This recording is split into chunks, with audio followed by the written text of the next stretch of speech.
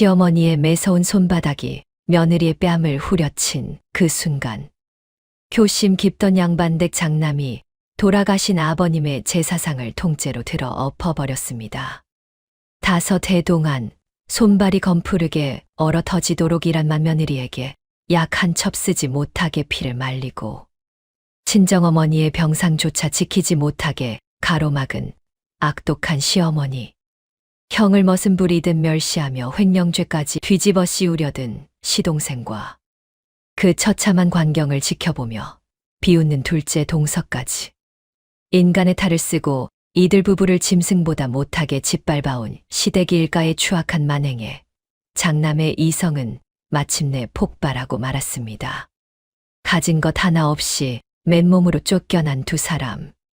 시댁 일가를 어떻게 송두리째 파멸로 이끄는지 속이 뻥 뚫리는 기막힌 사이다. 복수극. 지금 바로 시작합니다. 사연 시작 전 구독과 좋아요 눌러주시면 영상 제작에 큰 힘이 됩니다.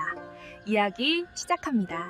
옛날 옛적 영조 임금께서 어진 정치를 펴신 지 어언 30년에 접어든 무렵의 일이었습니다. 새벽녘 짙은 안개가 한양가락 시전거리를 가만히 덮고 있었습니다. 등롱굴빛이 안개에 번져 흐릿한 둥근 자국으로 떠 있을 뿐 사람의 얼굴은 두어 걸음 앞에서야 겨우 분간이 되는 그런 새벽이었지요. 얼어붙은 골목 사이로 차가운 바람이 칼날처럼 기쳐들었고 그 바람을 정면으로 받으며 한 여인이 종종걸음으로 걸어오고 있었습니다. 여인의 이름은 명선이라 했습니다.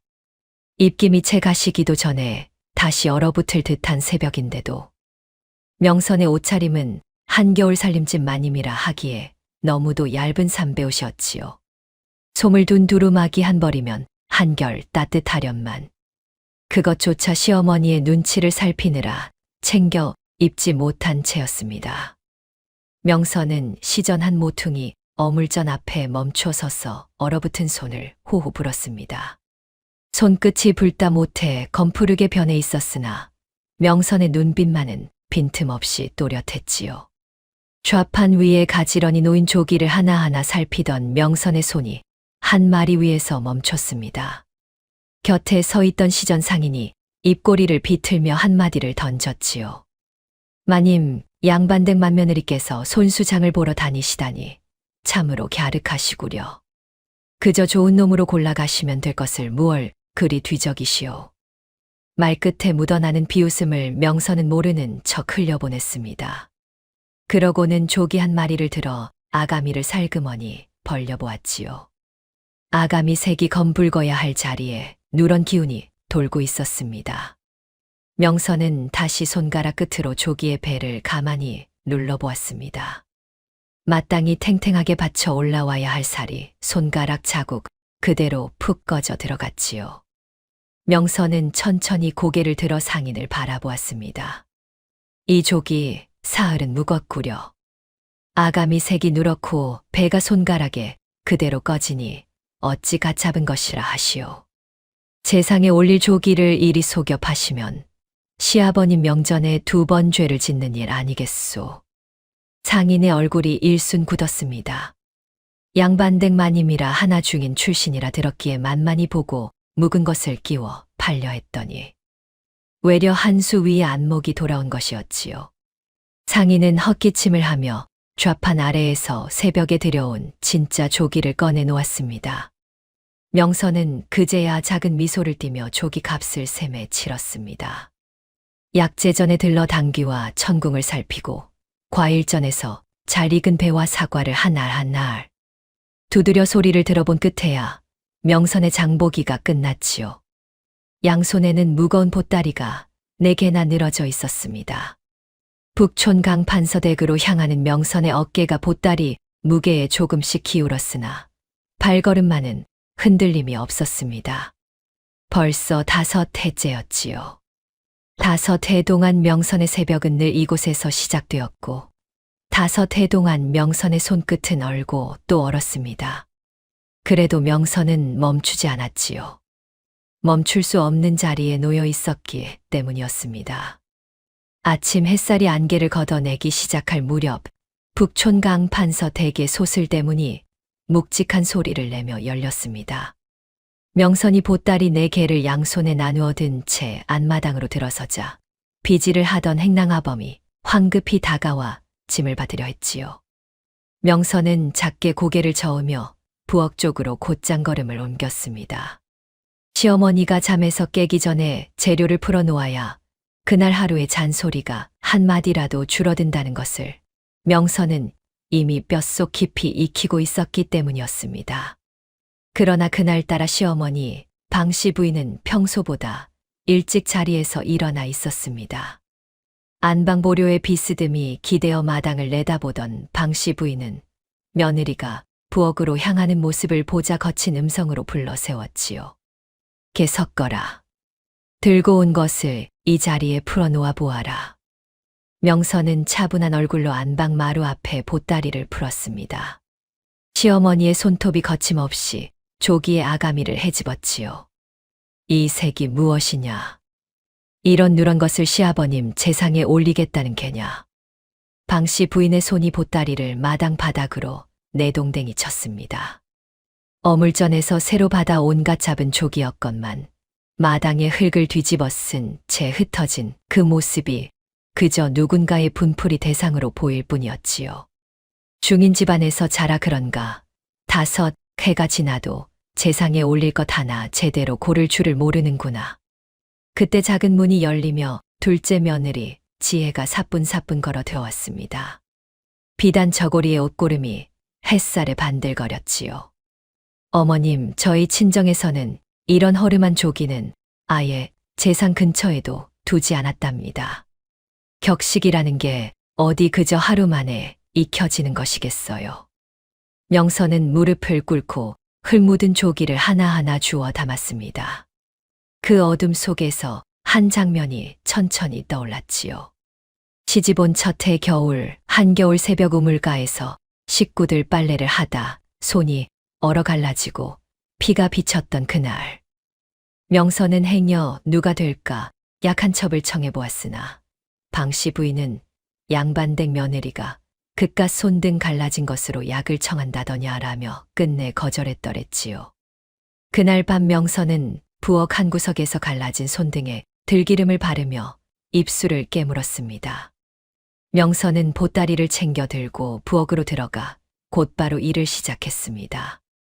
12가지가 넘는 전을 차례로 부치고 나물을 무치고 탕국을 끓이는 동안 부엌에 공기는 기름 냄새로 짙게 달아올랐지요. 그날 밤 자리에 들었을 때 남편 진우가 명선에 갈라진 손등을 가만히 끌어당겼습니다. 작은 약병에서 따끈한 약을 덜어 손등에 바르는 진우의 손길이 조심스럽기 그지없었지요. 부인, 내가 반드시 이 집을 바로잡겠소. 명선은 아무 말 없이 그 손을 마주 쥐었습니다. 말로 다 풀어내지 못할 것들이 두 손 사이의 온기로 조용히 오가는 밤이었지요. 이튿날 새벽부터 명선은 다시 부엌에 들었습니다. 시아버님 제삿날이 코앞이었으니 미리 손볼 것이 산더미였지요.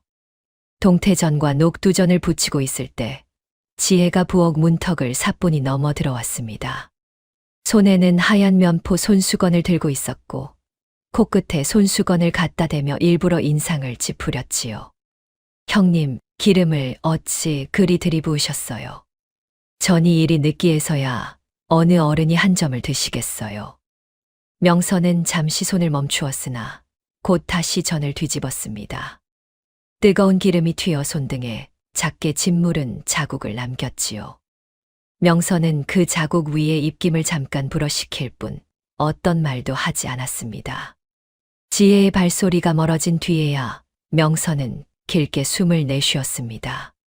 그 한숨 끝에 또 한 장면이 천천히 떠올랐지요. 재작년 가을 친정어머니 환갑이 다가왔다는 기별을 받고 큰 마음을 먹어 시어머니께 청을 드렸던 그날이었습니다. 그러나 방씨 부인은 곰방대를 휘두르며 차갑게 잘랐지요. 혼수가 부실했던 집에 무슨 환갑이라고 며느리를 불러들인단 말이냐. 이 집 며느리가 그런 행차를 다니는 법이 어디 있느냐. 끝내 명선은 친정에 발을 들이지 못했습니다. 환갑잔치가 끝나고 한 달 뒤 친정어머니께서 자리에 누우셨다는 소식이 들려왔을 때 명선은 부엌 뒤뜰에서 홀로 손수건을 적셨지요. 저녁 무렵 관아에서 하루 종일 시달리고 돌아온 진우가 마당에 들어섰습니다. 도포 자락에는 숯검정이 묻어 있었고 신발은 진흙으로 거뭇했지요. 마침 마당을 지나던 둘째 진철이 형의 그 행색을 보더니 마당 한켠에 가지런히 놓여있던 형의 낡은 집신을 발끝으로 툭 차냈습니다. 형님 행색이 저리 추레하니 이 집안 망신이 따로 없소이다. 명색이 강판서 댁장남이라는 자가 어찌 저런 꼴로 대문을 들어선다 말이오. 옆에 서 있던 지혜가 손수건을 입에 대고 작게 웃음을 흘렸습니다. 진우는 멈춰서서 동생을 잠시 바라보았으나 아무 말도 하지 않고 안채로 들어갔지요. 진우의 등 뒤로 시어머니, 방씨 부인이 안방문 너머에서 지켜보고 있었으나 그 어떤 꾸짖음도 둘째에게 향하지 않았습니다. 그날 밤 진우는 명선의 곁에 앉아 등잔불을 가만히 바라보다 입을 열었습니다. 부인, 진철이 관에 바칠 물건을 몰래 빼돌려 사사로이 팔아먹고 있소. 한두 번이 아니오. 내가 반드시 그 꼬리를 잡아내겠소. 명선은 남편의 옆 얼굴을 가만히 바라보았습니다. 등잔불에 비친 진우의 눈빛에는 흔들림 없는 결의가 차곡차곡 쌓여 있었지요. 명선은 진우의 무릎 위에 가만히 손을 얹었습니다. 서방님, 무리하지 마시어요. 시간이 걸리더라도 단단히 잡으셔야 합니다. 진우는 고개를 끄덕이며 등잔 심지를 가만히 도두었습니다. 심지를 따라 올라온 작은 불꽃이 두 사람의 어두운 그림자를 벽에 길게 드리웠지요. 마침내 시아버님 제삿날이 밝았습니다. 안채 대청의 제상이 차려지고 향이 피어오르자 강판서 댁의 모든 식구가 흰 도포와 흰 치마 저고리를 갖춰 입고 한자리에 모여 섰지요. 명선이 사흘 밤낮을 매달려 차려 낸 제상은 어디 한 군데 흠잡을 데가 없었습니다. 12가지 전이 가지런히 올랐고 탕국에서는 김이 곱게 피어오르고 있었지요. 향이 막 두 번째 자락을 피워 올리는 그 순간이었습니다. 진철이 갑자기 도포 안쪽에서 종이 한 장을 꺼내 제상 앞마루에 툭 던졌습니다. 종이가 마루를 미끄러져 진우의 발 앞에 멈춰 섰지요. 형님, 그 종이를 읽어보시오. 그리고 그 아래에 형님 수결을 두시오. 진우는 종이를 집어들고 한참 동안 그 내용을 들여다보았습니다. 종이에는 진우가 관에 바칠 물건을 빼돌려 사사로이 팔아먹었다는 것이 자백이 빼곡히 적혀 있었지요. 진철의 죄를 모조리 형의 이름으로 덮어 씌우려는 각서였습니다. 진우의 얼굴이 하얗게 굳었습니다. 진철아, 이것이 무슨 짓이냐? 영전 앞에서 형을 모함하려 드는 게냐? 모함이라니 형님께서 가장 잘 아실 일 아니오. 어서 수결이나 두시오. 형님이 수결을 두지 않으면 이 집안이 통째로 무너질 것이오. 진철이 손바닥으로 마루를 콱 내리치며 윽박질렀습니다. 향로가 흔들려 향이 한쪽으로 기울었지요. 지혜는 제상 위에 올려놓았던 사과 하나를 천연덕스럽게 집어들며 입을 열었습니다. 형님, 그저 수결만 두시면 될 것을 어찌 그리 뜸을 들이세요. 가문을 위한 일이라 여기시고 그만두세요. 명선은 그 말을 듣는 순간 가슴이 철렁 내려앉았습니다. 영전 앞에서 사과를 손에 든 채 웃는 둘째 동서의 모습은 지금껏 보아 온 어떤 무례보다도 차갑고 두려운 것이었지요. 명선이 무어라 입을 열려던 그 순간 시어머니 방씨 부인의 손이 번개처럼 날아왔습니다. 짝 하는 소리와 함께 명선의 왼뺨에 5손가락 자국이 선명하게 찍혔지요. 내 2년 중인 집 자식을 며느리로 들이더니 이 집안이 결국 이 꼴이 되었구나. 너만 아니었으면 우리 진우가 저리 어리석은 짓에 발이 묶일 일도 없었을 것이다. 명선의 눈앞이 일순아득해졌습니다. 매서운 손바닥 자국 위로 한 장면이 천천히 겹쳐졌지요. 작년 한겨울이었습니다. 며칠을 끙끙 앓다 자리에 누웠을 때 방씨 부인이 직접 안방으로 찾아와 곰방대로 이불을 들춰내며 한겨울의 자리에 눕는 며느리가 어디 있느냐. 꾀병이 거든 마당에 나가 무릎을 꿇으라라고 호통을 쳤더랬습니다. 그날 명선은 눈발이 흩날리는 마당에서 두 시진을 무릎 꿇은 채 떨었지요. 그 일을 시킨 손이 바로 지금 자신의 뺨을 후려친 그 손이었습니다. 명선의 눈에서 천천히 눈물이 맺혀 떨어졌습니다. 그러나 입술은 꽉 다물려 있었지요. 그 모습을 본 진우의 얼굴이 점점 새하얗게 변해갔습니다. 진우의 두 손이 부들부들 떨리기 시작했지요. 아내의 뺨에 선명하게 찍힌 5손가락 자국을 본 진우는 마침내 이성을 놓아버렸습니다. 5해 동안 묵묵히 눌러두었던 모든 것이 그 순간 가슴 한복판에서 우레처럼 터져올랐지요. 진우는 성큼 재상 앞으로 다가가더니 두 손으로 재상을 통째로 움켜쥐어 바닥에 내리꽂았습니다. 쨍그랑 청동향로가 박살이 났습니다. 사과와 배가 마루를 굴렀고 탕국 그릇이 엎어져 뜨거운 국물이 사방으로 튀었지요. 향이 꺾여 마루 위에 까만 재를 흩뿌렸습니다. 강판서대 개청은 한순간에 아수라장이 되었습니다. 격분한 진철이 마당 한 구석에 세워져 있던 둔기를 집어들고 형에게 달려들었습니다. 진우는 동생의 손목을 한 손으로 잡아채 그대로 꺾어 무릎 꿇리고 다른 손으로 둔기를 빼앗아 마당으로 던졌지요. 진우의 입에서 그동안 한 번도 들어본 적 없는 포효가 터져 나왔습니다. 진우의 음성이 대청 기둥을 흔들었습니다. 저는 그동안 아내가 흘린 눈물을 한 방울도 잊지 않고 있습니다. 단 한 방울도. 오늘부터 저는 이 집 장남 안 하렵니다. 이 집안의 어느 누구도 아내의 머리카락 한 올조차 건드리지 못할 것입니다. 방씨 부인이 휘청거리며 보료에 주저앉았고 지혜는 손에 들고 있던 사과를 떨어뜨렸지요.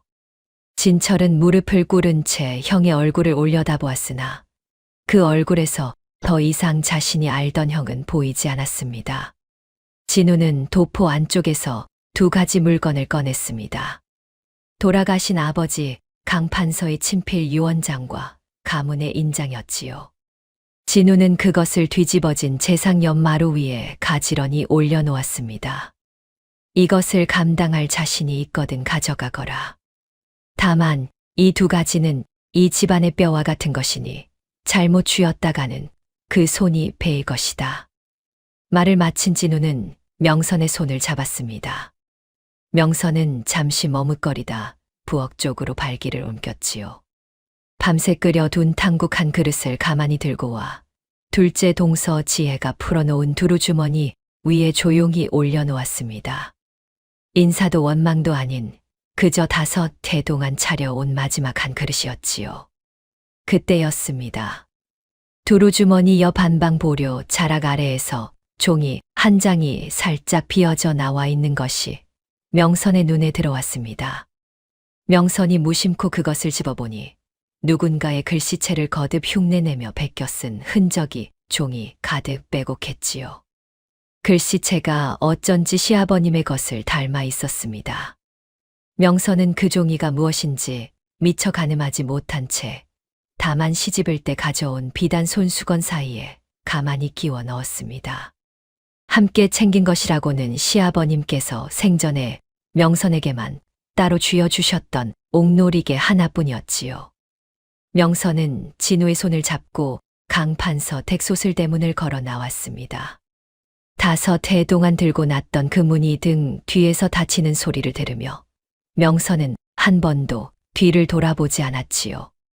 그 작은 종이 한 장이 훗날 어떤 천둥이 되어 돌아올지 그때는 2 사람 모두 알지 못했습니다. 강판서 댁을 걸어 나온 부부가 가다한 곳은 도성 변두리의 눅눅한 흙방이었습니다. 비가 한 번 오면 흙벽 한 구석에서 물이 배어 나오고 바람이 한 번 불면 창호지가 푸드덕거리며 떨리는 그런 자리였지요. 진철은 그날 밤이 채 지나기도 전에 발 빠르게 움직였습니다. 관가의 인맥을 동원해 형 진우가 가문의 기술을 빼돌린 파렴치한이라는 방문을 도성 장터 곳곳에 붙였고, 지혜는 명선이 다니던 자수 공방에 손을 써 며느리의 발이 다시는 그 문턱을 넘지 못하도록 막아두었지요. 그러나 진철의 칼끝이 형의 목숨까지 단번에 거두지는 못했습니다. 그 까닭은 단 하나, 돌아가신 아버지 강판서가 임종 직전 진우에게만 따로 일러둔 것이 있었기 때문이었지요. 진짜 유언장의 보관처와 가문인장에 얽힌 비밀, 그것을 알아내기 전에는 형을 함부로 죽일 수 없었던 것이었습니다. 진철은 이를 갈며 다른 길을 택했지요. 형이 흙방에서 스스로 무너지기를 기다리는 길이었습니다. 그날 밤 흙벽에 등을 기댄 채 진우가 먼저 손을 내밀었습니다. 진우의 손바닥에는 아직 강판서 댁마당에 흙이 묻어 있었지요. 부인, 춥지는 않소. 명선은 그 손을 잡으며 작게 웃었습니다. 서방님 손이 더 차갑구려. 두 사람은 그 자리에 나란히 앉아 앞날을 의논했습니다. 진우는 진철의 꼬리를 끝까지 잡겠다 했고, 명선은 살림을 맡겠다 했지요. 서로의 짐을 어느 쪽이 더 무겁게 질 것인지 다투지 않았고, 다만 둘이 합하여 한 짐을 나누어 들기로 했습니다. 흘방 한 구석에 놓인 작은 등잔불이 두 사람의 그림자를 벽에 길게 드리웠지요. 그 그림자가 손을 맞잡은 모양으로 한참을 머물렀습니다. 5해 동안 강판서 댁의 소슬대문 안에서 한 번도 나누어 본 적 없는 진짜 언약이 다 쓰러져 가는 흙방의 등잔불 아래에서 비로소 맺혀지는 밤이었습니다. 명선은 보따리에서 비단 손수건을 꺼내 머리맡에 가만히 놓았습니다. 그 안에 끼워 둔 종이 한 장이 있었으나 명선은 그것이 무엇인지 들여다볼 겨를도 없이 다만 시아버님 옥놀이개와 함께 깊숙이 갈무리에 두었지요. 이튿날 새벽 진우가 먼저 자리에서 일어났습니다. 진우는 흙방 문을 열고 바깥을 한참 내다보다 다시 명선의 곁에 앉았지요. 부인, 봉석을 찾아봐야겠소. 진철의 곁을 오래 지켰던 자이니 그 자의 입을 열 수만 있다면 길이 보일 것이오. 명선은 진우의 도포 옷고름을 단단히 메어 주었습니다. 손끝이 떨리지 않도록 한 번 더 매듭을 다잡았지요. 진우가 흙방 문을 나서는 순간 명선의 등 뒤에서 도성 새벽 종소리가 무겁게 울려 퍼졌습니다. 명선은 살림을 위해 그날부터 도성 외곽 허름한 백반 주막에 그릇 닦는 일을 자청하고 나섰습니다. 양반댁 맏며느리로 5해를 살았던 손이 그릇 닦기 통 앞에 놓인 모습은 다른 이들에게는 우스운 일이었으나 명선에게는 더없이 떳떳한 일이었지요. 손이 트고 갈라지는 것은 처음이 아니었습니다. 강판서댁 우물가에서 5해 동안 갈라져 온 그 손이었으니까요. 주막의 안주인은 처음에는 명선의 얼굴을 보고 의아해했으나 며칠을 지켜본 끝에 곧 말이 줄었습니다. 명선의 손은 빠르고 야무졌고 그릇 한 점에 한 번도 부주의한 자국을 남기지 않았지요. 부엌일을 거들기 시작한 지 닷새 만에 명선은 주막의 살림 한 모퉁이를 거뜬히 떠받치고 있었습니다. 그날도 명선이 허리를 굽히고 그릇을 헹구고 있을 무렵이었습니다. 주막 구석자리에서 홀로 된장 조치를 들던 백발의 노옹이 갑자기 가슴을 움켜쥐며 마룻바닥으로 쓰러졌지요. 주막 안에 다른 손님들이 놀라 일어서기만 할 뿐 누구 하나 가까이 가지 못하던 그때 명선이 앞치마를 던지고 단숨에 달려갔습니다. 명선은 노옹의 머리를 무릎 위에 받치며 빠르게 인중을 살폈습니다.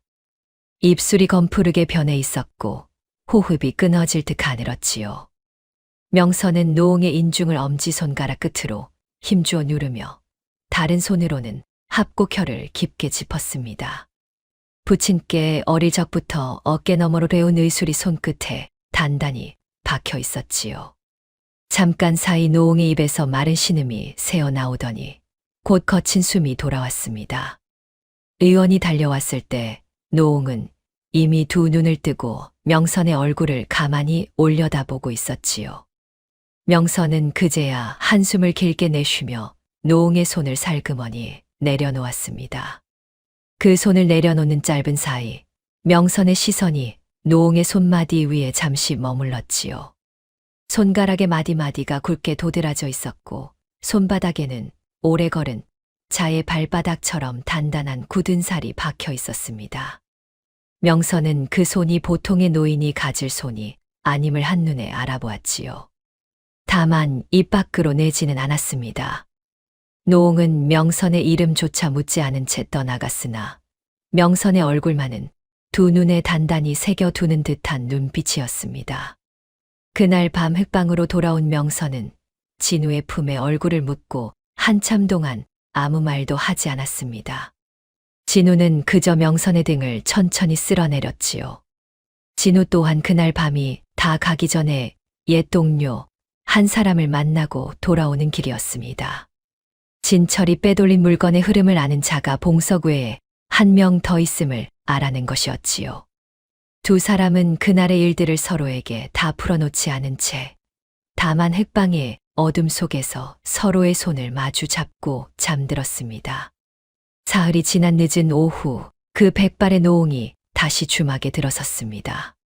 손에는 굵은 지팡이를 짚고 있었으되 걸음에는 흔들림이 없었지요. 노웅은 곧장 명선이 일하는 부엌 쪽으로 다가오더니 자신의 이름이 최명인이라 밝혔습니다. 명인이 누구인가 도성에서 모르는 이가 드물었으나 명선은 그 이름의 무게를 아직 가늠하지 못한 채 그저 정중히 고개를 숙였지요. 최명인은 한때 맨손으로 조선의 상단을 일구다 홀로 어린 자식 하나를 키우며 모진 세월을 버텨 낸 인물이었습니다. 그 시절 자신의 두 손이 했던 일들을 명선의 두 손에서 본 듯하여 최명인은 그 자리에서 명선을 거두고 싶은 마음이 차올랐지요. 그러나 사람을 쓰는 일에 평생 신중했던 노웅은 쉽게 손을 내밀지 않았습니다. 일부러 까다로운 요구를 차례로 내어놓으며 명선을 시험할 작정이었지요. 첫째 날 최명인은 명선에게 일렀습니다. 가진 것 없는 살림으로 보양식 한 상을 차려보게. 명선은 시장 바닥에서 사람들이 버린 무투리와 팥뿌리를 꼼꼼히 씻어 거두었습니다. 거기에 누군가 다듬다 버린 달걀뼈를 데쳐 누린내를 빼고 약재전 한 켠에서 헐값에 얻은 황기와 대추를 한 줌 넣어 깊은 육수를 우려냈지요. 한나절을 푹 고아낸 끝에 명선은 맑고 진한 약선탕 한 그릇을 최명인 앞에 가만히 내놓았습니다. 국물 한 술을 떠 입에 넣은 노웅의 두 눈가가 천천히 붉어졌지요. 둘째 날 최명인은 또 일렀습니다. 입맛 잃은 노인이 한 그릇을 다 비울 만한 음식을 차려보게. 명선은 매실로 입맛을 돋우는 백반에 잘 깬 두부와 잣을 곁들인 부드러운 죽 한 그릇을 내었습니다. 노웅은 그릇 바닥이 보일 때까지 천천히 비웠지요. 셋째 날에는 어린아이도 노인도 함께 먹을 수 있는 한 상을 일렀습니다. 명선은 단맛이 도는 호박과 부드러운 흰살 생선 한 토막으로 자극 없는 찜을 올렸지요. 노웅은 그제야 두 손으로 명선의 손등을 가만히 감싸주며 입을 열었습니다. 자네 손은 재료를 가리지 않는구먼. 그 손이 진짜일세. 이날 명선은 노웅이 자리에서 일어설 때 한 손으로 무릎을 짚는 것을 가만히 눈에 담았습니다. 무릎에 마디가 부어 있었고 한쪽 다리에 힘을 주지 못하는 기색이 분명했지요. 명선은 그것을 입 밖에 내지 않은 채 다만 마음 한구석에 새겨두었습니다. 이 무렵 명선은 아침마다 치밀어 오르는 구역질을 간신히 참으며 일을 이어갔습니다. 비린 음식 냄새에 속이 뒤집어졌고 다리에 자꾸 힘이 풀렸지요. 저녁이 되어 흙방으로 돌아오면 진우가 따뜻한 생강차를 끓여 명선의 손에 가만히 쥐어주었습니다. 두 사람은 말없이 마주 앉아 그 온기를 나눠 마셨지요.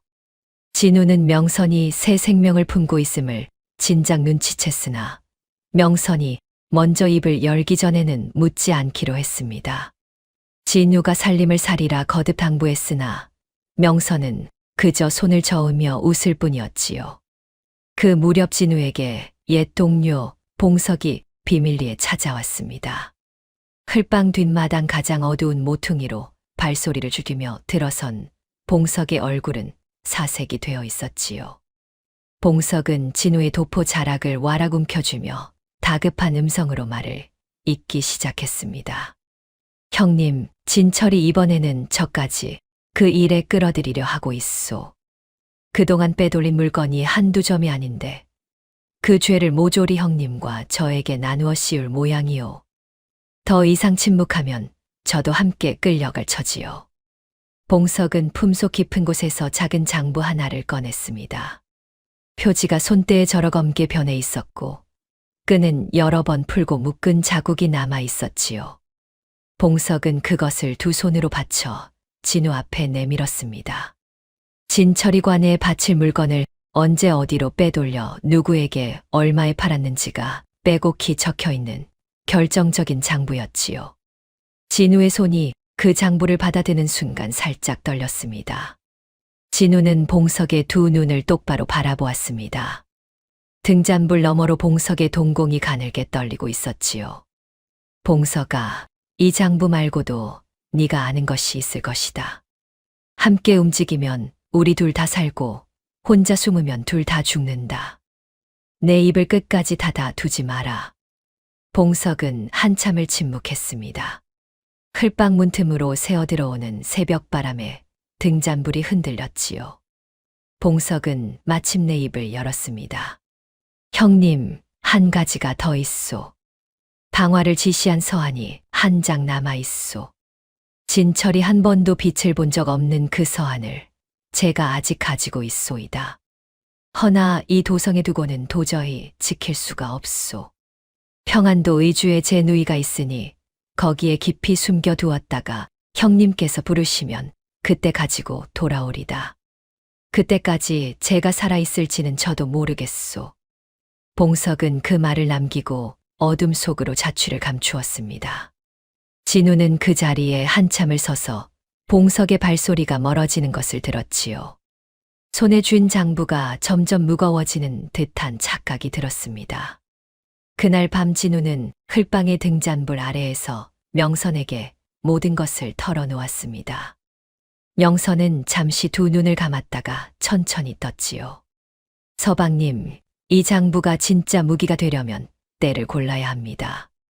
섣불리 내밀면 오히려 빌미가 되어 우리 쪽이 더 크게 베일 것입니다. 진철이 어디까지 손을 뻗어두었는지부터 헤아려야 합니다. 진우는 아내의 말에 천천히 고개를 끄덕였습니다. 두 사람은 화로 앞에 마주 앉아 반격의 시기와 방법을 머리를 맞대고 그려나갔지요.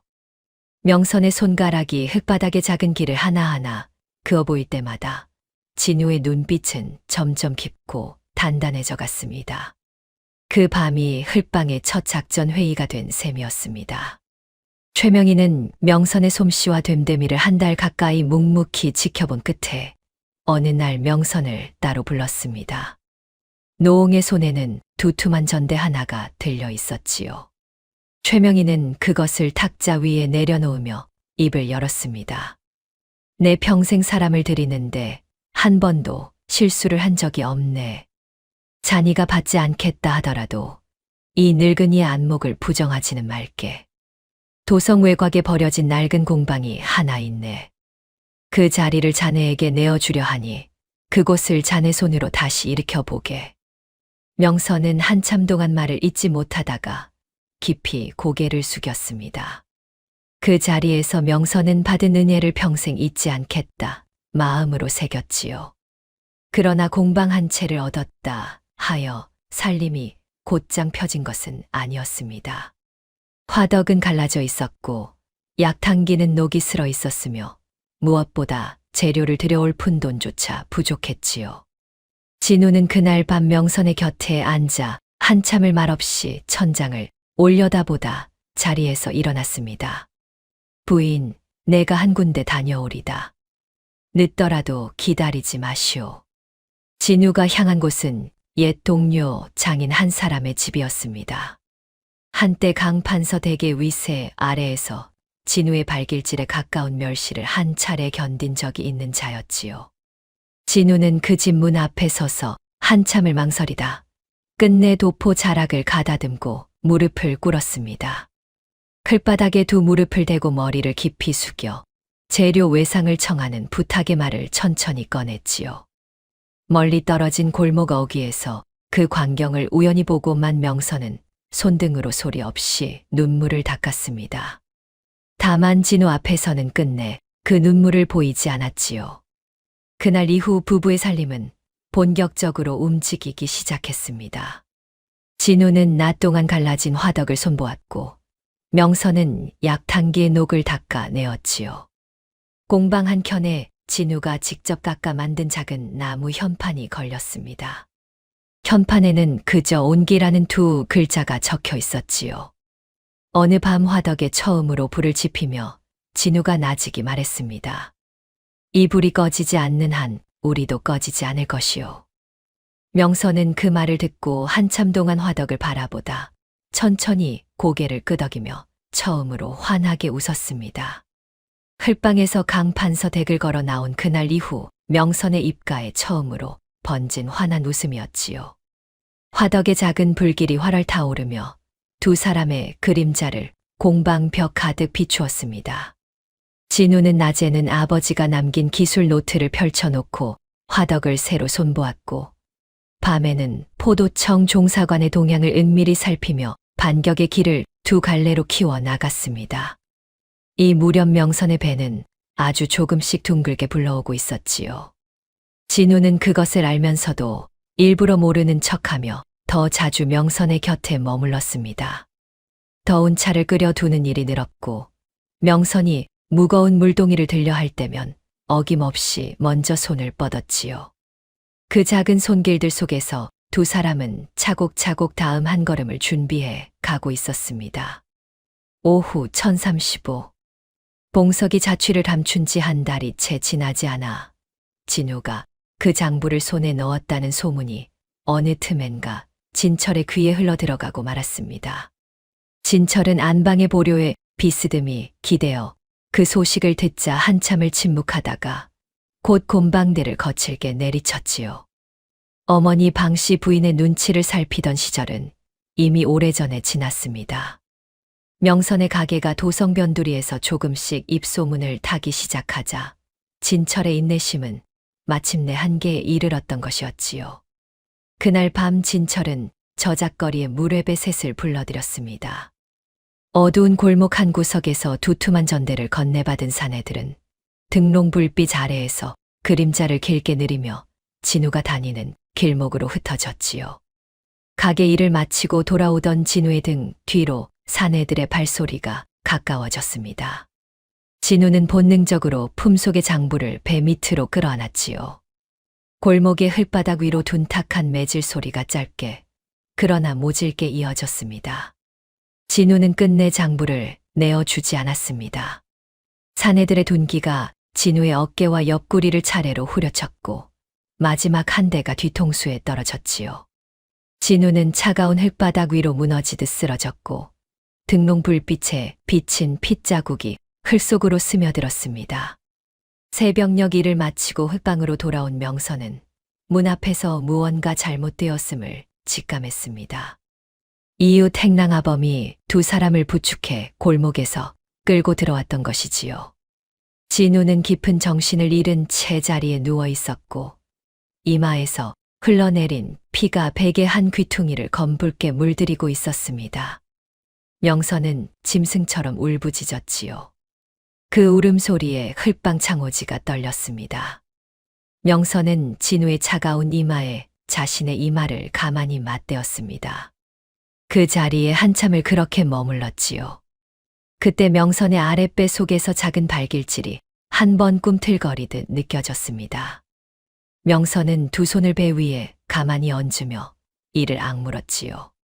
흘방 한 구석에 놓인 약탕기를 끌어와 떨리는 손으로 약재를 짚어가며 진우의 상처를 다스리기 시작했습니다. 부친께 어릴 적 어깨 너머로 배운 의술이 그날 밤 명선의 손을 단단히 잡아주었지요. 명선의 손끝이 진우의 머리부터 발끝까지 한 군데도 빠짐없이 살피며 지나갔습니다. 명선의 입에서 작은 중얼거림이 흘러나왔지요. 서방님, 이 사람이 여기 있습니다. 어디로도 가지 마시어요. 그날 밤 명선은 단 한순간도 진우의 곁을 떠나지 않았습니다. 화덕에 불을 지피고 약을 다리고 다시 진우의 곁에 앉기를 거듭하는 사이 새벽 종소리가 도성 위로 무겁게 울려 퍼졌지요. 명선의 두 눈에 핏발이 서 있었으나 그 눈빛만은 흔들림이 없었습니다. 진우가 깊은 정신을 잃고 누운 지 사흘이 되던 날 새벽이었습니다. 명선이 화덕 곁에서 약을 다리다 잠시 허리를 펴려는 순간 아랫배에서 무언가가 묵직하게 끌어내리는 감각이 들었지요. 명선의 손에서 약사발이 떨어졌습니다. 사발이 흙바닥에 부딪혀 깨지는 소리가 흙방을 흔들었고 명선은 그 자리에 무너지듯 주저앉았습니다. 이웃 행랑아범의 부인이 급히 의원을 불러왔습니다. 의원은 흙방에 들어서자마자 명선의 얼굴빛을 살피더니 한참 동안 맥을 짚었지요. 의원의 손길이 천천히 멈췄습니다. 의원은 명선의 손을 가만히 내려놓으며 고개를 가로저었습니다. 마님, 이번 아이는 보내드릴 수밖에 없었습니다. 마님께서 너무 무리하셨던 듯합니다. 명선은 의원의 말을 다 듣지 못한 듯 오랫동안 천장만 바라보고 있었습니다. 무어라 입을 때려 했으나 목소리가 나오지 않았지요. 옆자리에서는 진우가 여전히 깊은 잠 속에 잠겨 있었습니다. 자신의 아이가 다녀갔다는 사실조차 알지 못한 채 누워있는 남편의 모습을 명선은 한참을 말없이 바라보았지요. 그날 밤 명선은 시집을 때 가져온 함 깊숙한 곳에서 작은 비단 보따리 하나를 꺼냈습니다. 그 안에는 명선이 뱃속의 아이를 위해 손수지어 두었던 작은 베네옷이 들어있었지요. 솔기마다 명선의 손이 한 땀 한 땀 새겨 놓은 자국이 남아 있었습니다. 명선은 그 옷을 가만히 가슴에 안고 밤새 소리 없이 울었지요.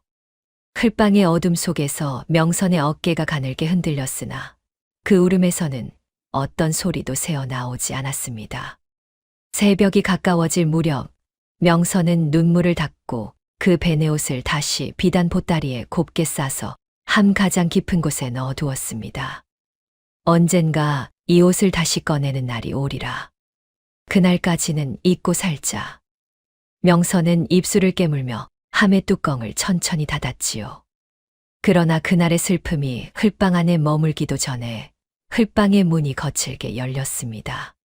고운 비단 치마를 휘날리며 들어선 자는 다름 아닌 둘째 동서지혜였지요. 누구에게 들었는지 명선의 일을 알아채고 일부러 흙방까지 찾아온 것이었습니다. 지혜는 흙방의 누추한 자리를 한번 훑어보더니 입가에 옅은 미소를 흘렸습니다. 형님 중인 집안의 자식이 양반댁 장자의 아이를 함부로 가지려 했으니 이것이 바로 천벌이라는 게지요. 가문을 떠나신 그날 이미 이렇게 될 줄 알았답니다. 지혜의 말이 끝나기도 전이었습니다. 명선이 자리에서 번개처럼 일어났습니다. 명선의 손이 곧장 지혜의 머리채를 단단히 움켜쥐었지요. 흘방의 문턱을 넘고 마당의 흙바닥을 가로질러 골목 어귀까지 명선은 지혜를 그대로 끌고 나갔습니다. 비단치마 자락이 흙에 끌리며 검게 더럽혀졌습니다. 골목 끝에서 명선은 지혜의 머리채를 놓으며 차갑게 말했습니다. 동서, 내 아이의 목숨값은 동서의 평생으로도 다 갚지 못할 것이오. 다시 내 눈앞에 나타나면 그때는 내 손으로 동서의 비단 치마를 갈갈이 찢어 놓겠소. 그날 명선의 눈빛이 달라졌습니다. 슬픔이 칼이 되는 순간이었지요. 최명희는 명선의 그 달라진 눈빛을 한눈에 알아보았습니다. 노홍은 며칠을 묵묵히 지켜본 끝에 어느 밤 명선을 따로 불렀지요. 자네 안에 그 화를 그저 태우기만 하면 자니가 먼저 제가 되네. 그 화를 실력으로 바꾸게. 내 평생 쌓아온 거래처와 상단의 인맥을 자네에게 하나씩 일러주겠네. 다만 받아 안을 자신이 있어야 하네. 명선은 깊이 고개를 숙였습니다. 그날부터 명선의 밤은 공방 안에서 시작되어 새벽 종소리와 함께 끝났지요. 약재를 다듬는 손놀림, 거래처를 가려보는 안목, 상단의 흐름을 잇는 셈법까지 최명희는 한 가지도 흘리지 않고 명선에게 일러주었습니다. 명선은 그 모든 것을 손끝과 머릿속에 한 점도 빠짐없이 새겨 넣었지요. 화덕 옆 작은 책상 위에서 명선이 약재를 써는 솜씨는 날이 갈수록 빨라졌습니다. 칼이 도마에 닿는 소리가 점점 짧고 정확해졌지요. 어느 날 밤 명선은 당귀 한 뿌리를 달빛이 비치는 자리에 올려놓고 손에 든 칼로 한 점을 얇게 저며 보았습니다. 베어낸 단면을 가만히 들어 등잔불에 비추니 그 너머로 달빛이 비쳐 보일 만큼 얇았지요. 부친께 의술의 뿌리를 배운 손이었기에 약재를 다루는 손은 다른 이들보다 한참을 앞서 자라갔습니다. 명선이 달빛이 비치는 칼날을 손에 든 그 무렵 흙방에서는 진우가 마침내 두 눈을 떴습니다. 깊은 잠에 빠진 지 열흘 만이었지요. 처음 며칠은 자리에서 일어나는 것조차 어려웠고 명선이 직접 끓인 미음을 한술 한술 떠 진우의 입에 넣어 주었습니다. 진우의 손에는 아직 힘이 돌아오지 않았으나 명선의 손을 마주 잡는 그 손길에는 따뜻함이 깃들어 있었지요. 자리에 앉을 만큼 기력을 되찾았을 무렵 명선이 잃은 아이의 일을 진우에게 천천히 일러주었습니다. 진우는 한참을 천장을 향해 누운 채 말을 잇지 못했지요. 진우의 두 눈에서 천천히 맺힌 눈물이 관자놀이를 따라 흘러내렸습니다. 명선은 그런 남편의 손을 두 손으로 꼭 감싸주며 입을 열었지요. 서방님은 이미 충분히 싸우셨습니다. 이번에는 제 차례입니다. 서방님께서는 다만 자리에서 일어서 주시기만 하면 됩니다. 진우는 명선의 손을 마주 쥐며 천천히 고개를 끄덕였습니다. 그 무렵부터 두 사람은 한 가지 일을 한 사람의 손에 맡겨 두지 않기로 했지요. 진우가 비틀거리며 자리에서 일어선 그날, 명선은 흘방 한 켠에 따끈한 미음 한 그릇을 더 놓아두었습니다. 기력을 어느 정도 되찾은 진우는 한쪽 눈가에 아직 가시지 않은 멍을 단 채 포도청을 찾아갔습니다. 그동안 혼자 모아온 진철의 비리 증거 조각들을 종사관 앞에 하나씩 풀어놓았지요. 종사관은 처음에는 냉담한 얼굴이었으나 진우가 마지막으로 내민 장부 사본의 수결을 확인하고는 표정이 천천히 바뀌었습니다. 종사관은 장부를 가만히 덮으며 진우의 얼굴을 다시 한번 들여다보았지요. 처음 공방에 들어섰을 때 갈라지고 부르텄던 명선의 손은 두 해가 지난 지금 칼집이 촘촘히 박혀 있었으나 움직임만큼은 물이 흐르듯 능숙해져 있었습니다. 봄이 두 번 오고 가는 사이 작은 공방의 이름은 도성 안에서 솜씨 좋은 마님의 가게로 입소문을 타기 시작했지요. 첫 해 겨울에는 찾아오는 손님이 셋이었습니다. 이듬해 봄이 오자 그 수가 열이 되었지요. 여름이 깊어지자 가게 앞에 줄이 생겼습니다. 명선이 끓여내는 약선탕 한 그릇이 노인의 입맛을 살리고 명선이 무쳐내는 나물 한 접시가 자리에서 일어나지 못하던 산모를 일으켰다는 소문이 입에서 입으로 옮겨졌지요. 도성 변두리의 작은 가게가 변두리에 머무르지 않게 된 것이었습니다. 마침내 도성 제1의 대행수 윤영감이 가게의 문턱을 넘어선 것은 그의 늦여름의 일이었습니다.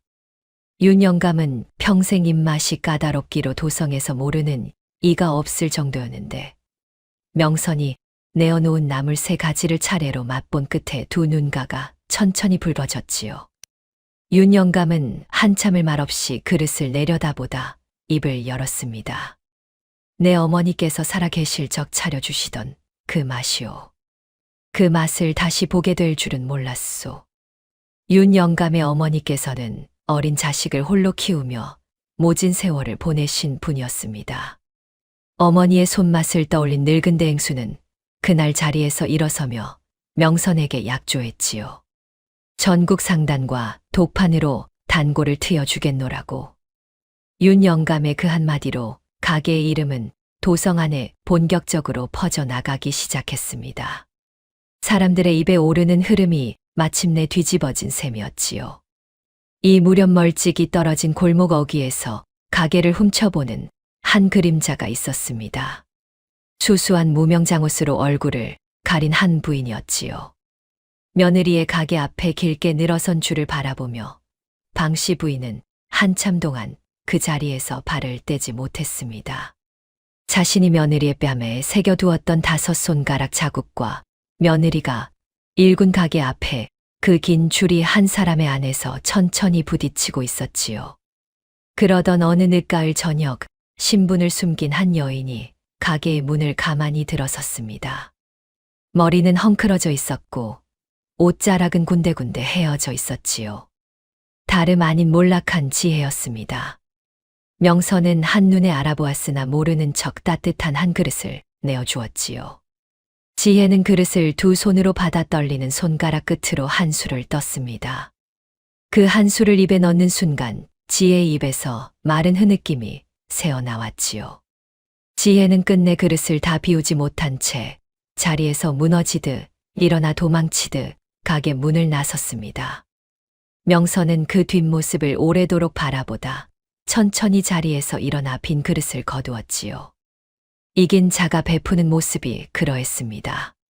가게의 단골이 강성상단의 자리를 하나씩 빼앗아 가기 시작하자 진철은 마침내 두려움에 사로잡혔습니다. 한때 형의 집신을 발끝으로 차내던 그 손이 이제는 형수가 일군 가게의 그림자에 짓눌리고 있었지요. 진철은 다시 한번 저작거리의 협잡꾼들을 불러들였습니다. 이번에는 매질이 아니었습니다. 불이었지요. 축시 무렵의 새벽이었습니다. 도성 변두리의 골목길은 인적이 끊기고 등록마저 거의 다 꺼진 어두운 시각이었지요. 검은 옷차림의 사내 셋이 가게의 첫째 공방 뒷마당으로 소리 없이 들어섰습니다. 사내들의 손에서 기름통이 기울어졌고 부싯돌의 마른 불꽃이 집더미 위로 떨어졌지요. 불은 순식간에 화덕의 마른 나무에 옮겨 붙었습니다. 붉은 화마가 공방을 삼키는 사이 미처 빠져나오지 못한 한 사람이 그 안에 갇혔습니다. 최명인이 늘 곁에 두던 늙은 수하 중 한 사람이었지요. 진우는 그 사실을 안 그 순간 지체 없이 불길 속으로 뛰어들었습니다. 명선이 진우의 도포 자락을 2 손으로 와락 움켜주며 울부짖었지요. 서방님, 아니 되옵니다. 서방님까지 이르면 저는 어찌하란 말이오. 진우는 그 손을 가만히 떼어내며 명선의 얼굴을 한번 깊이 들여다보았습니다. 그러고는 불길 속으로 그대로 뛰어들었지요. 불길이 도포 자락을 삼켰고 검은 연기가 진우의 시야를 가렸습니다. 진우는 무너지는 들보 아래에서 수화를 끌어내어 등에 들쳐맨 채 다시 마당으로 굴러나왔지요. 2 사람의 옷에서 연기가 피어올랐고 진우의 팔뚝에는 화상의 붉은 자국이 길게 남았습니다. 밤하늘을 향해 솟구치던 불길이 새벽바람에 한쪽으로 휘어갔습니다. 완제품 창고와 화덕이 한 줌의 잿더미로 무너져 내렸지요. 2 해 동안 부부가 손끝으로 읽고 온 모든 것이 그 새벽 한 줌의 재로 변하고 말았습니다. 화상을 입고 마당에 주저앉은 진우는 명선의 손을 더듬어 잡으며 가만히 말했지요. 당신이 이 안에 있는 줄 알았소. 그 한마디에 명선은 잃은 아이를 떠올리고 말았습니다. 2 해 전 흙방 깊은 곳에서 보내야 했던 그 작은 숨결이 명선의 가슴 한가운데를 다시 한 번 훑고 지나갔지요. 명선은 진우의 가슴에 얼굴을 묻고 오래도록 울었습니다. 진우의 도포 자락에서는 아직 매캐한 연기 냄새가 가시지 않고 있었지요. 그날 밤 같은 시각 도성 다른 한 자리에서는 또 한 사람이 그 불길을 다른 방식으로 마주하고 있었습니다. 진철의 사가 안방이었지요. 술에 잔뜩 취해 들어온 진철이 안마당의 사내들을 향해 너털웃음을 흘리며 입을 열었습니다. 수고하였다. 그 계집년의 가게가 새벽에 잿더미가 되었다 하니 속이 다 시원하구나. 형도 함께 타 죽었으면 일이 더 깔끔했으련만. 마침 안채 뒷마루의 어둠 속에 서 있던 한 사람이 그 말을 두 귀로 또렷이 듣고 말았습니다. 방씨 부인이었지요. 방씨 부인은 그 자리에 얼어붙은 듯 한참을 서 있다가 천천히 발길을 돌렸습니다. 그날 이후 방씨 부인의 안방 등잔은 새벽까지 꺼지지 않았지요. 공방이 잿더미로 무너진 그 새벽 이후 진철은 한 발 더 깊이 발을 들여놓고 있었습니다. 관가의 인맥을 다시 한번 동원하여 가게가 사람을 죽일 뻔한 음식을 팔아왔다는 거지 풍문을 도성 안 곳곳에 퍼뜨리기 시작한 것이었지요. 가게를 잿더미로 만든 것으로도 모자라 명선의 이름까지 함께 묻어버릴 작정이었습니다. 그러나 진우는 이미 그 한수를 내다보고 있었지요. 방화가 일어나기 한 해 전부터 진우는 포도청 종사관과 물밑으로 손을 잡아두고 있었습니다. 진철의 빼돌린 재물 장부 사본을 종사관에게 일러둔 것이 그 첫 매듭이었지요. 진우는 화상을 입은 팔뚝에 무명천을 감은 채 다시 포도청을 찾아갔습니다. 종사관은 진우의 모습을 보자 자리에서 일어나 두 손으로 진우의 어깨를 가만히 짚었지요. 이제 마지막 패를 꺼낼 때가 되었네. 자니가 알려주기로 한 그 한 장이 와야 하네. 진우는 깊이 고개를 끄덕였습니다. 곧장 진우는 사람을 평안도 의주로 보냈지요. 봉석에게 약조한 그 신호를 전하기 위함이었습니다. 두 해 동안 누이의 집 광 깊숙한 자리에 그 서한을 숨겨두었던 봉석은 진우의 사람이 닿자마자 그 서한을 품에 단단히 갈무리하고 의주를 떠났지요. 도성에 닿기까지의 길은 결코 순탄하지 않았습니다. 진철이 풀어놓은 자들이 봉석의 자취를 쫓아 몇 번이고 길목을 막아섰지요. 봉석은 한쪽 다리에 칼을 맞은 채 절뚝거리며 그러나 단 한 번도 발을 멈추지 않았습니다. 산을 넘고 강을 건너고 마을을 우회하기를 거듭한 끝에 봉석은 마침내 도성의 성문을 들어섰지요. 진우와 마주 앉은 그날 봉석의 옷자락은 클과 핏자국으로 거뭇하게 변해 있었습니다. 진우가 무어라 말을 꺼내려 하자 봉석은 손을 들어 제 입을 막았지요. 형님, 말씀은 후회하시오. 우선 이것부터 받아주시오. 봉석은 떨리는 손으로 품속에서 두툼한 한 장의 종이를 꺼냈습니다. 두 해 동안 의주의 광 가장 안쪽에서 잠들어 있던 방화 지시 서한의 원본이었지요. 진철의 친필이 분명한 그 글씨가 종이 위에 또렷이 살아 있었습니다. 봉석은 그것을 진우의 두 손에 가만히 얹어주며 입을 열었지요. 이것이 제가 형님께 할 수 있는 마지막의 일이요. 진우는 그 종이를 두 손으로 받쳐 들고 한참 동안 봉석의 얼굴을 들여다보았습니다. 흘방으로 돌아온 그날 밤, 진우는 명선과 마주 앉아 옛 동료들의 이름을 하나씩 종이 위에 적어 내려갔지요. 진철의 손에 한 번씩 멸시를 당했던 자들, 그러나 끝내 양심을 놓지 않은 자들의 이름이었습니다. 그들의 수결이 차례로 모이는 자리에서 마침내 반격의 고발 문서가 한 장의 단단한 종이로 완성되었지요. 명선은 그 문서 위에 마지막으로 자신의 손도장을 가만히 찍었습니다. 이튿날 새벽 진우는 완성된 고발 문서와 방화 지시 서한 원본, 그리고 봉석의 장부를 한꺼번에 포도청 종사관에게 올렸습니다. 종사관은 그 자리에서 문서를 한 장 한 장 살펴본 뒤 곧장 자리에서 일어났지요. 포도청의 나졸들이 횃불을 들고 움직이기 시작했고 장부는 곧이어 사헌부로 넘어갔습니다. 사헌부에서 일어난 파장이 조정의 문턱까지 단숨에 닿았지요. 같은 시각 명선은 자리를 털고 일어났습니다. 화상을 입은 손에 무명천을 단단히 감은 채 명선은 잿더미가 된 첫째 공방 자리 앞에 섰지요. 도성 사람들이 하나둘 모여드는 그 자리에서 명선은 얼굴을 가리지 않고 입을 열었습니다. 여러분께 한 가지 사실을 낱낱이 밝히고자 합니다. 가게가 사람을 해치는 음식을 팔았다는 풍문은 모두 거짓이옵니다. 그 거짓을 누가 어찌 만들어냈는지, 그 모든 자취를 이제 관에서 가려 주실 것입니다. 명선의 음성은 떨림이 없었지요. 2해 동안 한 그릇 한 그릇 정성으로 차려온 그 음식이 어떻게 만들어졌는지, 어떤 손을 거쳐 누구의 입에 닿았는지 명선은 사람들 앞에 한 점도 숨김없이 풀어놓았습니다. 사람들의 눈빛이 천천히 바뀌어 갔지요. 입소문은 마치 마른 들판 위의 불처럼 빠르게 번져나갔고 그 불길은 곧장 진철의 사가를 향해 휘어 들기 시작했습니다. 그날 늦은 오후 명선은 한 곳을 더 찾아 나섰습니다. 옛 시가의 마당이었지요. 소슬대문이 활짝 열린 그 마당 한가운데 지혜가 발악하듯 서 있었습니다. 포도청의 나졸들이 곧 들이닥칠 것이라는 기별을 누군가 먼저 일러준 모양이었지요. 지혜는 명선을 보자 손가락질을 하며 소리를 질렀습니다. 내년이 감히 이 자리에 발을 들이느냐. 내년이 무엇이라고. 명선은 한 발 한 발 천천히 마당을 가로질러 갔습니다. 그러고는 품속에서 비단 보따리 하나를 꺼내어 가만히 풀어보였지요. 보따리 안에는 누렇게 빛바랜 종이 한 장이 들어 있었습니다.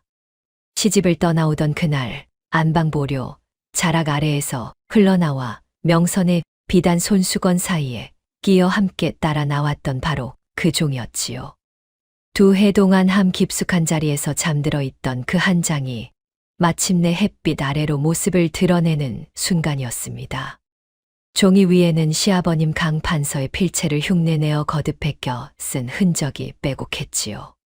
한 글자를 수십 번씩 한 줄을 다시 또 다시 베껴 쓴 자국이 종이 가득 새겨져 있었습니다. 가짜 유언장 한 장을 만들기 위해 지혜가 안방보료 아래에서 몇 담을 세워가며 연습한 종이었지요. 명선은 그 종이를 천천히 펼쳐 지혜의 눈앞에 내밀며 입을 열었습니다. 동서, 이 글씨가 누구의 손에서 나온 것인지 포도청에서 가려주실 것이요. 시아버님의 함자를 함부로 베껴 적은 죄, 그 죄값을 동서가 어찌 다 감당하시겠소. 지혜의 다리에서 힘이 풀렸습니다. 지혜는 그 자리에 무릎을 꿇듯 주저앉았지요. 명선은 그 종이를 다시 비단 보따리에 갈무리한 뒤 한 번도 뒤를 돌아보지 않은 채 마당을 걸어 나왔습니다. 소슬대문 너머로 멀리서 포도청 나졸들의 발소리가 다가오고 있었지요. 방화지시 서한과 빼돌린 재물장부가 사헌부의 손에서 한 장 한 장 입증되자 강성상단은 그 자리에서 빚더미에 올라앉았습니다. 그동안 진철의 위세에 빌부터 단고를 트여주던 자들이 모두 발을 빼었고 강성상단의 깃발은 마침내 도성 안에서 거두어지고 말았지요. 진우는 그제야 도포 안쪽 가장 깊은 곳에 2해 동안 간직해 오던 아버지의 진짜 유언장을 세상에 꺼내 보였습니다. 문중의 어른들이 한자리에 모인 그날 진우는 유언장을 펼쳐 한 글자 한 글자 또박또박 읽어 내려갔습니다. 가문의 인장과 함께 그 자리에 올려놓으니 그 어떤 어른도 그 유언장 앞에서 입을 열지 못했지요. 진우는 천천히 자리에서 일어나 모인 어른들을 향해 말했습니다. 오늘부로 강성상단의 자리를 가게 온기가 이어받아 아버지께서 일구신 가업을 바로잡고자 하옵니다. 가문의 장남으로서 그 책무를 다하겠나이다. 진우는 그날 잃었던 장남의 이름을 되찾았습니다. 흘방으로 밀려나던 그날부터 2해, 마침내 다시 가문의 중심에 서는 자리였지요. 며칠 뒤 포도청 마당에서 지혜의 신문이 벌어졌습니다. 첫 곤장 한 대가 떨어지기도 전에 지혜는 무릎을 꿇은 채 모든 것을 실토했지요. 진철의 사주를 받아 명선의 자수공방 출입을 막은 일, 가짜 유언장을 만들기 위해 시아버님의 필체를 거듭 베껴 쓴 일, 그 모든 것이 지혜의 입에서 흘러나왔습니다. 곤장 20대를 맞은 뒤 지혜는 관비로 신분이 내려앉았지요. 한때 휘날리던 고운 비단 치마는 그렇게 거친 무명 죄수옷으로 바뀌었습니다. 진철의 벌은 한층 더 무거웠습니다. 빼돌린 재물의 죄와 방화사주의 죄가 함께 다스려져 사헌부에서 곤장 100대가 내려졌지요. 곤장이 끝난 뒤 가사는 모조리 정몰되었고 머나먼 함경도 변경 땅으로 유배의 길이 정해졌습니다. 진철이 수레에 실려 도성을 떠나던 그날, 진철의 발에는 무거운 착고가 채워져 있었지요. 한때 형의 집신을 발끝으로 차내던 그 발이었습니다. 수레가 도성문을 빠져나가는 그 광경을 솟을대문 뒤에서 한 사람이 끝까지 지켜보고 있었습니다. 방씨 부인이었지요. 방씨 부인은 수레가 시야에서 완전히 사라질 때까지 그 자리에서 발을 떼지 못했습니다. 그날 밤 방씨 부인은 텅 빈 안방에 홀로 앉았습니다. 등잔 심지가 다 타들어 가도록 한 번도 일어서지 않았지요. 자신이 그토록 밀어붙이고 감쌌던 아들이 어쩌다 저 지경에 이르게 되었는지, 며느리의 뺨을 후려치던 자신의 손이 어쩌다 이리도 오래 떨리는지, 방씨 부인은 그날 밤 처음으로 자신의 5해를 거꾸로 되짚어 보았습니다. 그 무렵 한쪽 도성 변두리의 새 공방 안에서는 명선의 몸 안에서 또 하나의 작은 생명이 가만히 자리를 잡고 있었지요. 며칠 뒤 명선의 가게 앞에 한 사람이 조용히 나타났습니다. 화려했던 비단 저고리 대신 수수한 무명 옷을 단정히 갖춰 입은 노부인이었지요. 눈빛에서는 태동한 안방보료에 기대어 며느리를 내려다보던 그 기세가 온데간데 없이 사라져 있었습니다. 방씨 부인이 며느리의 가게 문턱을 처음으로 넘어선 그 순간이었지요. 사실 방씨 부인이 그 자리에 발을 들이기까지 2해가 꼬박 걸렸습니다. 그 2해 동안 방씨 부인은 며느리의 가게 앞 골목을 멀리서 몇 번이고 서성였고, 술에 취한 아들의 입에서 흘러나온 방화의 자백을 2 귀로 똑똑히 들었으며, 마침내 진철이 수레에 실려 도성을 떠나는 뒷모습까지 소슬대문 뒤에서 지켜보았지요. 그 모든 시간이 차곡차곡 쌓이고 나서야 방씨 부인은 비로소 무명옷을 갖춰 입을 수 있었던 것이었습니다. 명선은 가게 안으로 시어머니를 청해 자리를 권하였습니다. 그러고는 부엌으로 들어가 작은 삼배 주머니 하나를 꺼내어 가지런히 마주 앉았지요. 명선이 그 삼배 주머니의 입구를 천천히 풀어 보였습니다. 안에는 시장 바닥에서 거두어 온 마른 무토리와 팥뿌리가 가지런히 들어 있었지요. 방씨 부인의 2 눈이 그 주머니에 닿는 순간 가늘게 떨렸습니다. 명선은 시어머니의 2 손 위에 그 주머니를 가만히 올려드렸지요. 마님, 제가 이 댁에 들어온 첫날 새벽 마님께서 제 손에 쥐어 주신 것이 무엇이었는지 기억하십니까? 사흘이 묵은 썩은 조기였사옵니다. 저는 이것으로 갚사옵니다. 무토리와 팥뿌리, 마님께는 결코 부족하지 않을 것이옵니다. 방씨 부인은 한참 동안 그 주머니를 내려다보다 2 손으로 그것을 가만히 받쳐 가슴에 안았습니다. 그러고는 소리 없이 눈물을 흘렸지요. 그것은 용서를 청하는 말도, 변명을 늘어놓는 말도, 분을 풀어내는 울음도 아니었습니다. 오래도록 가슴 한구석에 눌려있던 무엇이 그날 그 자리에서 비로소 한 번 터져 나오는 소리였지요. 명선도 아무 말도 더 하지 않았습니다. 다만 따끈한 차 한 잔을 우려 시어머니의 앞에 가만히 놓아두었지요. 2 사람은 그 자리에서 한참을 마주 앉아 있었습니다. 5해 동안 한 번도 나누어 본 적 없는 침묵이 그날 처음으로 2 사람 사이에 따뜻하게 흘렀지요. 노을이 가게의 창호지를 천천히 붉게 물들이는 동안 2 사람의 그림자가 한자리에 가만히 머물러 있었습니다. 며칠 뒤 방씨 부인은 소슬대문이 우뚝 솟은 강판서 댁의 큰 살림을 모두 정리하였습니다. 가문의 일은 진우와 명선에게 모두 맡긴다는 한마디를 남기고 작은 보따리 하나만을 든 채 도성을 떠났지요. 방씨 부인이 향한 곳은 도성 외곽 산자락에 자리 잡은 작은 암자였습니다. 한때 안방보료에 기대어 며느리를 내려다보던 그 2 손은 이제 암자의 작은 마당을 비질하며 여생을 보내는 손이 되었지요. 해가 한 번 더 바뀌고 도성 안에 따스한 봄볕이 가득 내려앉던 어느 화창한 날이었습니다. 명선이 마침내 건강한 딸아이 하나를 품에 안았지요. 아이의 첫 울음소리가 가게 안채에 울려 퍼지던 그 새벽, 진우는 마당에 서서 한참 동안 하늘을 올려다보았습니다. 두 눈에 맺힌 눈물이 봄 햇살에 가만히 반짝였지요. 2해 전 흙방에서 어둠 속으로 보내야 했던 그 작은 숨결이 마침내 다른 모습으로 두 사람 곁에 닿은 셈이었습니다. 명선은 자리에 누운 채 진우에게 함 하나를 가져다 달라 청했습니다. 시집을 때부터 5해를 따라다닌 그 낡은 함이었지요. 명선은 함 가장 깊은 자리에서 작은 비단 보따리를 꺼냈습니다.